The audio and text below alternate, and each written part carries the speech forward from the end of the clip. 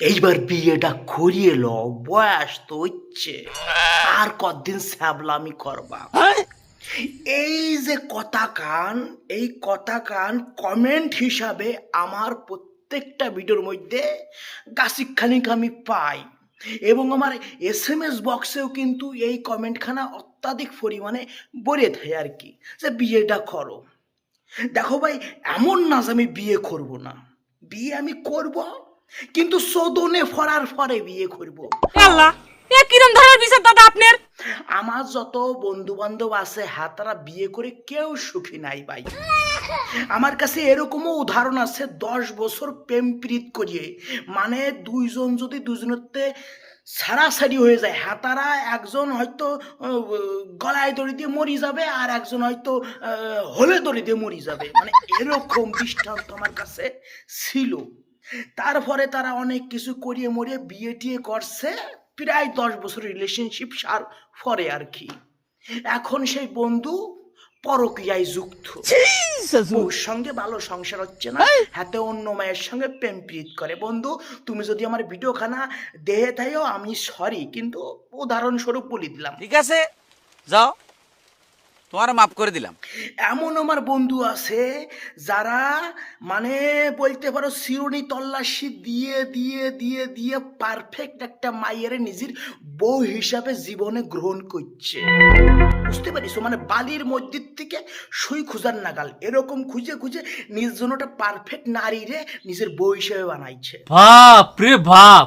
তাদের বৈবাহিক জীবন ভালো নাই, মানে বলতে পারো দাও কুমড়োর সম্পর্ক তাদের মধ্যে, অশান্তিতে ভরা। তুই কি করছো? আমি আমার বাড়ির আশপাশ দিয়ে যত দাদা ভাই কাকা মাকা যাদের দেখছি, কেউ বিয়ে করিয়ে সুখী নাই, ব্যাগগণে নানান রকম অশান্তিতে ভুগতেছে, সাংসারিক অশান্তি, অভাবের অশান্তি, দুটো মানুষের মধ্যে বোঝাপড়ার অশান্তি, মানে কেউ মোটের পর সুখী শান্তিতে নাই। আমার জীবনটা একেবারে ভাতা ভাতা করে দিল।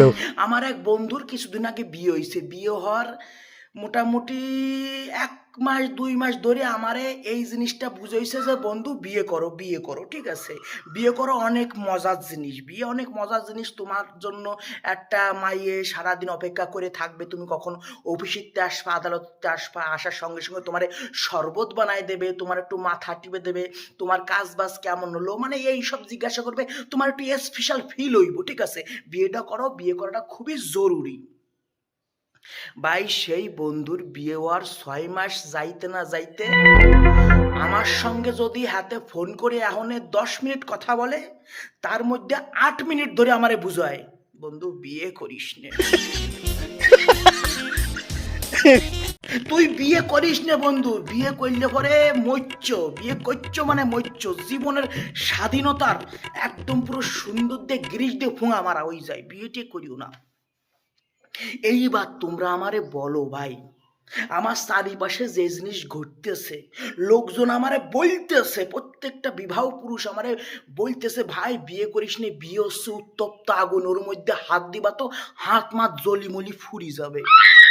আমি কত বড় বোকাচোদা হইলে পরে তারপরেও ওই আগুনের মধ্যে হাত দেব? আমার কত বড় আস্পর্ধা হইলে পরেও ওই ডেঞ্জারাস জিনিসটারে আমি আমার জীবনে লই আসবো? কোন সাহসে আমি বিয়ে করতে চাইবো বলো ভাই? এর মানে এই না যে আমি বিয়ে করব না, বিয়ে আমি করব, কারণ আমি একটা পরিবারের পরিবারের লোকজন যখন আমার খাবলাই ধরবে, ঠাসি ধরবে যে তোর বিয়ে করা লাগবে, তখন তো সেই লোকজনকে আমি মারতে পারবো না, তাদের মন রক্ষার জন্য আমার বিয়ে করতে হবে। কিংবা যদি আমার জন্য কোনো পারফেক্ট, মানে আমি যেরকম স্যাবলা, এই ধরনের মানসিকতা সম্পন্ন মায়ে যদি আমার লাইফে আসে, আমি বিয়ে করে লইব। কিন্তু ওই যে বিয়ে করতে হবে তাই বিয়ে করতেছি, ইল্লা, বিয়ে আমি করবো না। মোরাল অফ দ্য হিস্টোরি, সবাই আমারে দেখাচ্ছে যে ওই দেখ আগুন, ওই যে দাউ দাউ করে জ্বলতেছে, ওর মধ্যে তুই যদি যাস তাহলে পুড়িয়ে পুড়িয়ে সার খার হয়ে যাবি, তোর বালেরটা শুরু করে তোর হোগার ব্যাগন তোর পুড়িয়ে মুড়িয়ে পুরো ছাই খাইয়ে যাবে। তারপরে কত বড় সাহস আমার, কত বড় আস্পর্ধা, কত বড় বোকাচোদা হইলে পরে সে আগুনের মধ্যে যে আমি ঝাঁপাই পড়বো একটা সময়, যতক্ষণ শোধনে না পড়বে। উত্তর পাই গেছো, সরি যাও।